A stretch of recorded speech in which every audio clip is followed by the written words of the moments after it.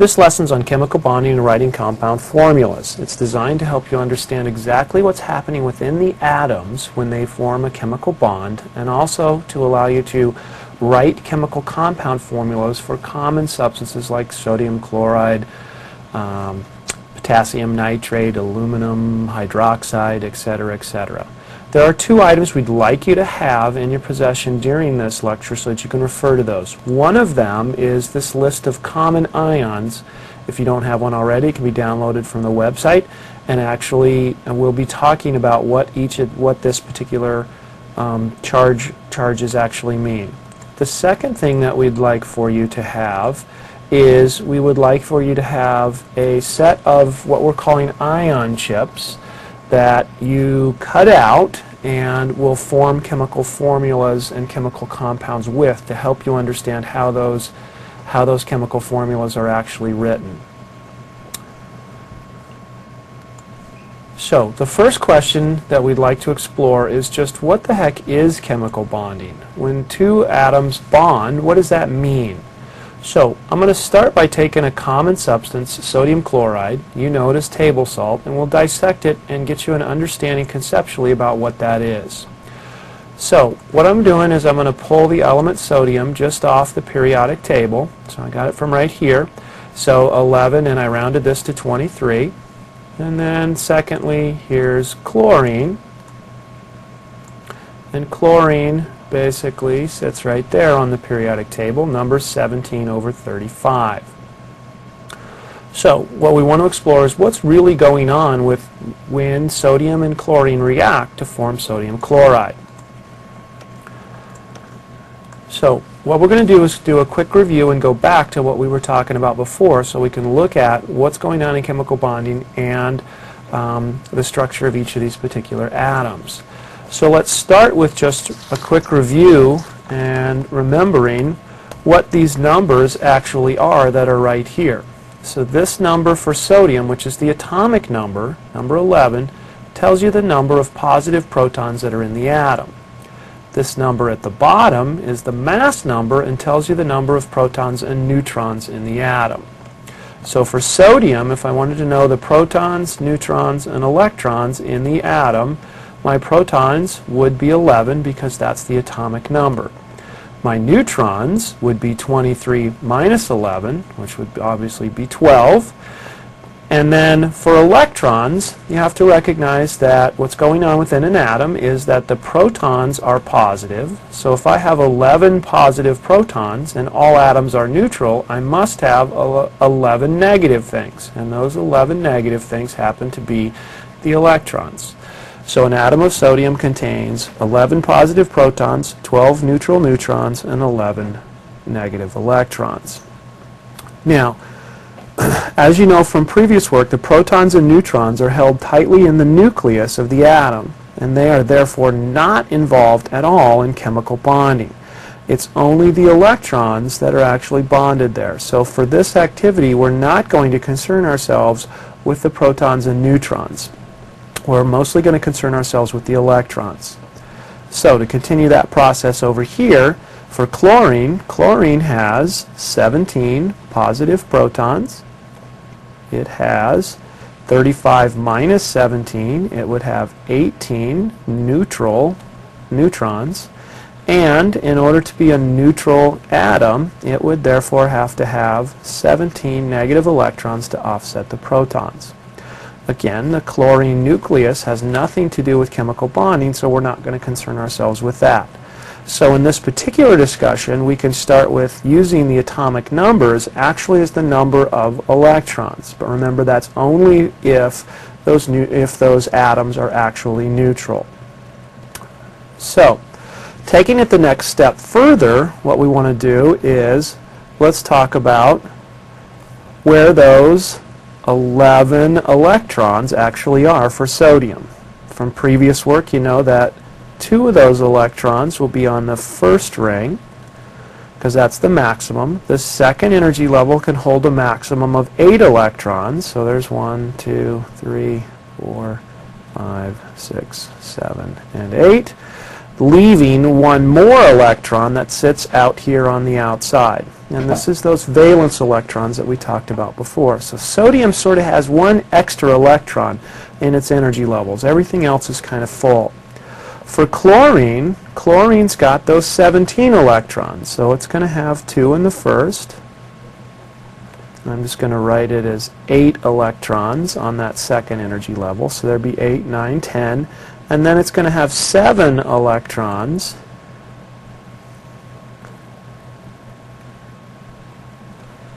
in that last energy level. So chlorine has those 7 valence electrons that we discussed before. Now, what happens in chemical bonding basically is you'll notice that chlorine is missing 1 electron. If it had 8, that last valence electron shell would be completely full. And sodium over here sort of has an extra electron.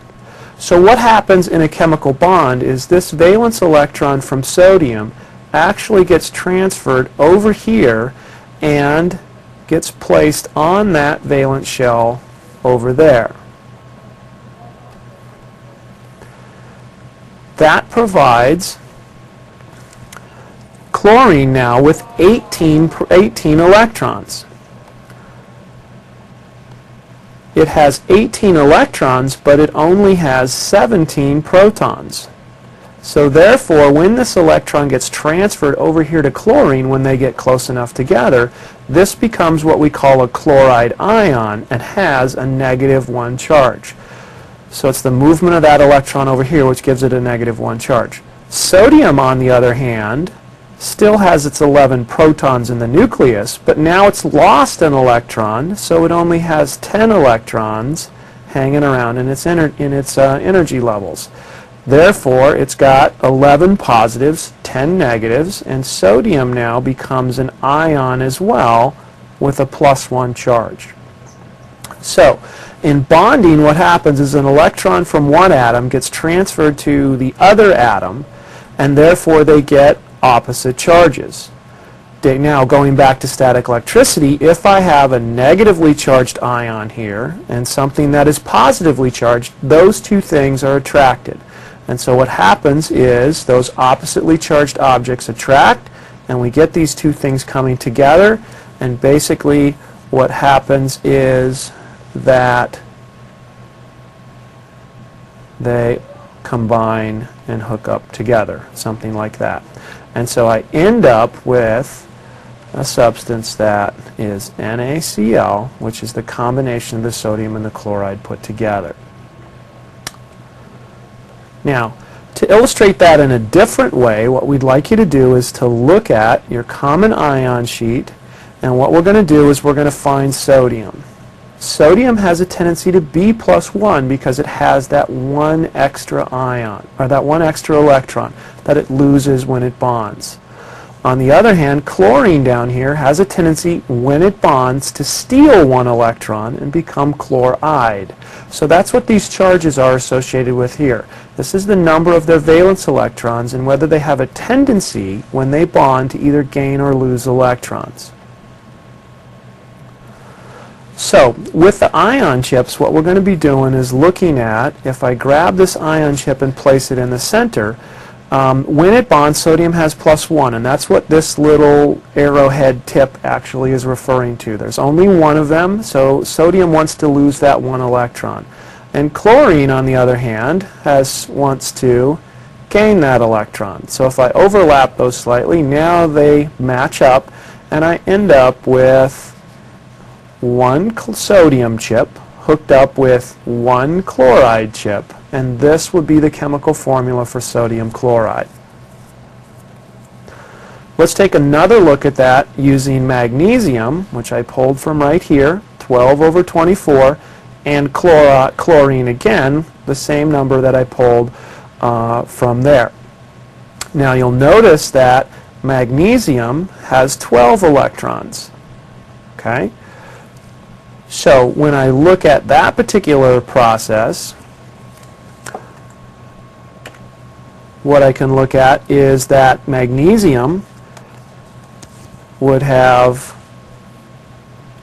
2 electrons in the first energy level 8 in the second energy level, which would be 10, leaving 2 electrons in that highest energy level, sitting way out here on the third energy level. I'm going to ignore the other 2 sets of electrons because they're not really doing anything anyway.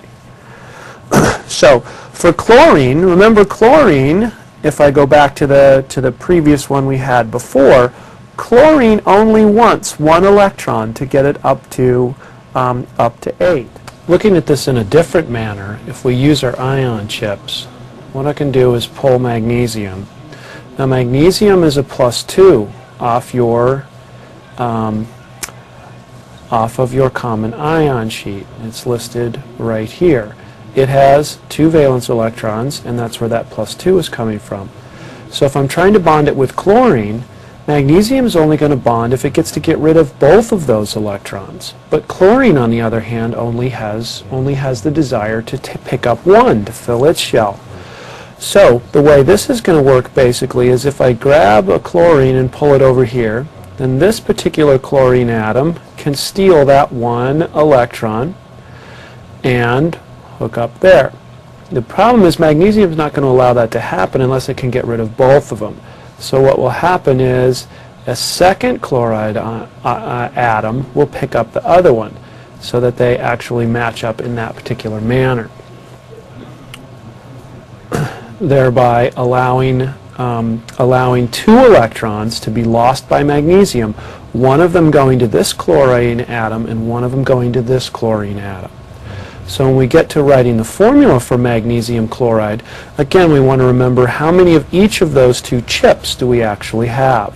So in this particular case I just have 1 magnesium chip, 1 magnesium atom, and then basically it's donating 1 electron to this chlorine and 1 to the other. So the way we write this is we're going to put a subscript 2 down here. So magnesium chloride has the formula of 1 magnesium bonded to 2 chlorides.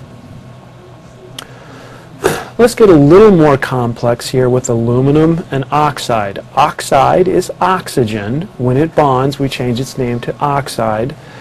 In my common ions list, we've been playing with aluminum and its +3 charge. And then right down here we have oxide, which is oxygen, and when oxygen bonds it's -2. Again, the reason for that, if you go to the periodic table, is oxygen sits right here. So it has 8 total electrons, 2 in the first and then 6 electrons in the second energy level. To get completely full, it would like to have 8, which would give it a total of 10. So it needs to pick up 2 electrons in its outer energy level to fill it up. Now aluminum has a tendency to be +3 for what we talked about before. So let's go to our ion chips and look at how we would put together an aluminum oxide situation. Aluminum is only going to bond if it gets to get rid of all 3 of these valence electrons. But oxygen only wants 2 of them. So what's going to happen is if I pull those 2 things in there, I still have something left over. So it's not going to bond in this particular manner because aluminum still has that extra electron. So what I need is more negative because right now it's not neutral.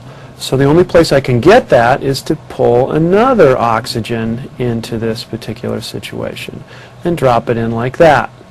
Well, now the problem is I have more negative than positive. So I'm going to have to pull another aluminum up here in this particular manner and drop it in like that. And then finally, I can now pull this up here and drop it into this particular spot right there. And now I have all of those particular charges matched up. Again, notice that what I have in terms of total positive charges, I have a +3 and a +3 for a total charge of +6 in this molecule. I have a -2 and a -2 and a -2 for a total of -6. So molecules are also neutral. It's just we're moving the electrons from one atom to another and forming those bonds. So now, in terms of looking at and writing your chemical compound formulas, let's just pull these things out a little bit so we can see how many of each thing we actually are looking at. So now, for my chemical compound formula, I have 2 aluminum chips each one of them donating 3 electrons. So that would be 2 aluminum, subscript 2, and 1, 2, 3 oxygens, O3. So the correct chemical compound formula for aluminum oxide, because of the positive 3 and negative 2 relationship, would be Al2O3. There is one other type of substances that are also ions that's out there, and those are called polyatomic ions. There's a few listed on your common ion sheet. One of those is the ion nitrate. Now, what nitrate is, which is listed right down here, okay, is it's composed of both nitrogen and oxygen, but it's still an ion. Other examples are listed in your chart for sulfate, carbonate, sulfite, phosphate, those sorts of things. So we're not going to give you a whole laundry list of them, but we do want you to understand how those particular things work with some common ones. Nitrates frequently in common fertilizers and Miracle-Gro and those sorts of things. So I want you to think about this nitrate as it's just a group that's going to stay together. And so you get those groups together just like you would do with something like chloride or bromide or anything else. So if I wanted to draw aluminum nitrate, or put it together, I'm going to grab one aluminum here, and again notice that aluminum has a +3 charge. Well, nitrate, NO3, that whole thing all put together has a -1 charge. So when I slip this up here and drop it in place, I still have more aluminum spots for them to go.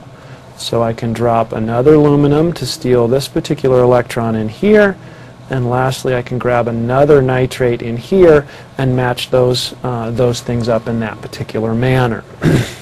So again, notice the charges. I have a total of +3 on this side, and I have a total of -1, -2, -3, a total of -3 on that side. So I have to have the same exchange of electrons in all 3 cases. Now, how do we write this? Well, again, remember, if I just separate these things just slightly, we're going to count the number of chips. So there's only 1 aluminum chip that was actually bonded here.